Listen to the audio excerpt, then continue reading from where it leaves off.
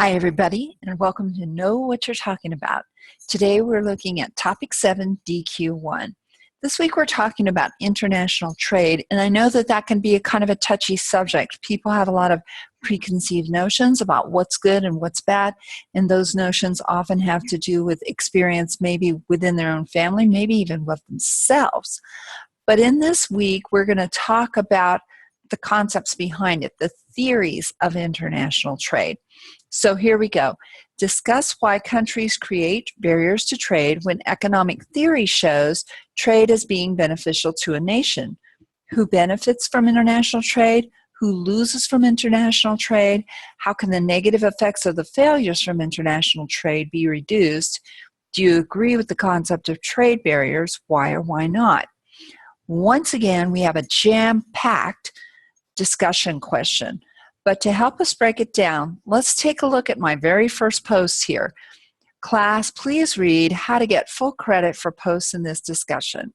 And it's a complete discussion of what you need to do to get full credit for this discussion. There are a number of parts. I give you 3 videos here.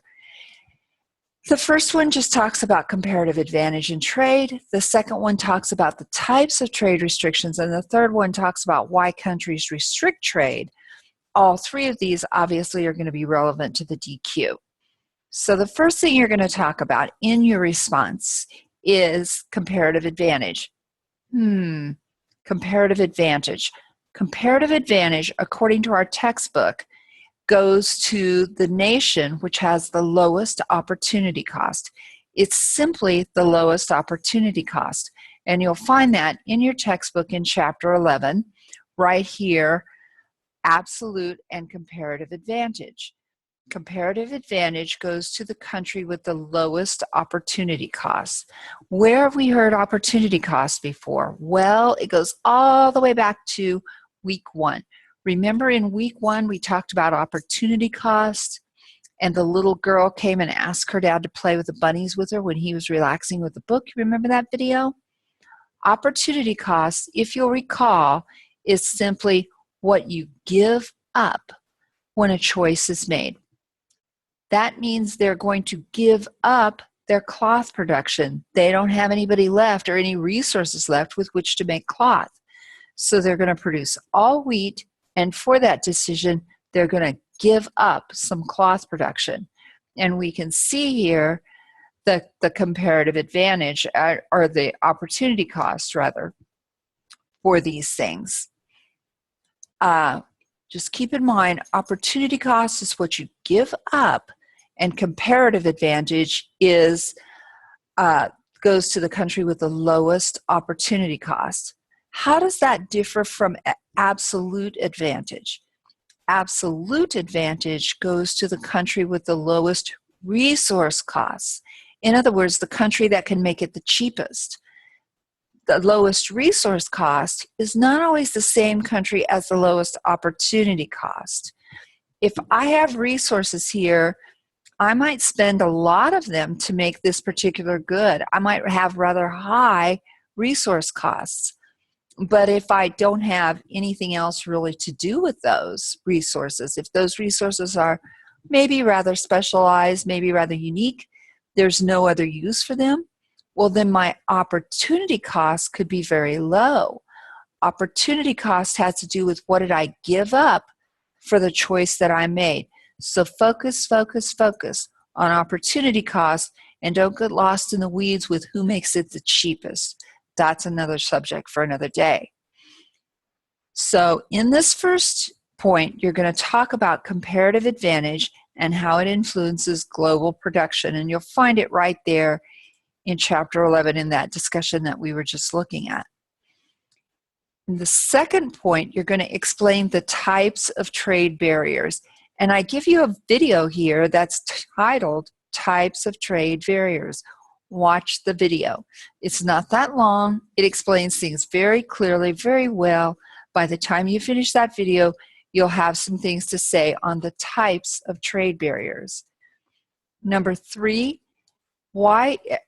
explain who benefits from trade barriers. And number 4, explain who is damaged by trade barriers. When countries stop trade with other countries, block it, trade barriers. In general, the economy is going to suffer because when trade is free, we know that both trading partners do better. And you can read more about that in your textbook this week. But still, countries choose to enact trade barriers. We do, other countries do, it's done all around the world. So why do they do that if everybody is better off when you allow trade to flow freely? Well, some of that discussion is right here in this video. And again, watch the video. It's not that long. It's going to give you a nice discussion of this topic, and you'll be well prepared to answer parts 4 and 5. Last thing on this is a hot topic. People have some really strong opinions. If you're going to voice an opinion, your opinion by itself is not worth anything in this discussion. You should back that opinion with factual data and information that relates to the concepts that we're studying this week. Your idea that someone you know lost their job because that job went to Mexico or something, that's not exactly substantive discussion, not unless you can talk about it in terms of trade barriers, comparative advantage, the kinds of concepts that we're talking about. So be careful of that. Stay away from your personal opinions and stick to the facts, the concepts that are talked about here. This DQ has 1, 2, 3 videos in addition to this video that tells you how to do it. So there's lots of video work here this week, but I think you'll find that it's worth it. I think with this information, you're going to be well prepared to give me a good, strong, substantive answer to this DQ. I'll be able to give you 100%. Everybody's going to be happy. I look forward to reading your response, and we'll see you next time on Know What You're Talking About.